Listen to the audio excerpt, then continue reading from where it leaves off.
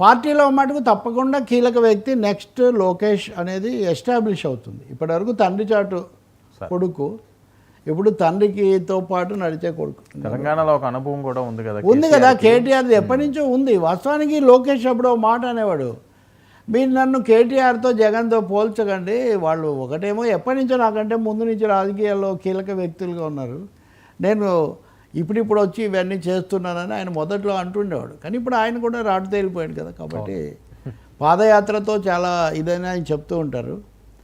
So ఇదంతా ఊరికినే జరగట్లేదు సార్, వట్టి పుణ్యానికి వాదన జరగట్లేదు. అది పవన్ కళ్యాణ్కు బాగా తెలుసు.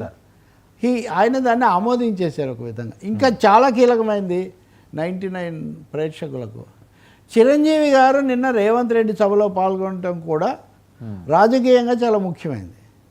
ఎందుకంటే బీజేపీ వాళ్ళు ఆయన రాష్ట్రపతిని చేస్తారు, లేదా బీజేపీ వాళ్ళు కేంద్ర మంత్రిగా తీసుకుంటారు, ఈ రకరకాల ఊహాగానాలు ఇవన్నీ కూడా నడిచాయి కదా.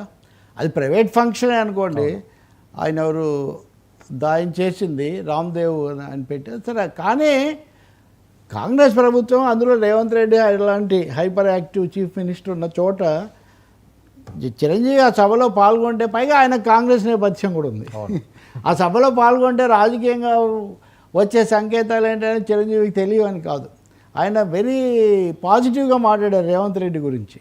అవును, పనిలో పనిగా నా ఆదాయం కూడా అంతగా లేదు అనే సరదాగా జోక్ అది, అంటే నా ఆదాయం కూడా లేదు, మొక్కలు కొనడానికి కోట్లు అవుతున్నాయని కూడా ఆయన ఒక జోక్ వేశారు జోవియల్గా. బట్ పాయింట్ ఈజ్ దట్ నేనేదో బీజేపీ అనుకుంటున్నారేమో, కాంగ్రెస్ ప్రభుత్వానికి కూడా నేనేం వ్యతిరేకం కాదు, రేవంత్తో కూడా నాకు మంచి సంబంధం స్నేహం ఉన్నాయి అనేది ఆయన నిన్న ఎస్టాబ్లిష్ చేశారు.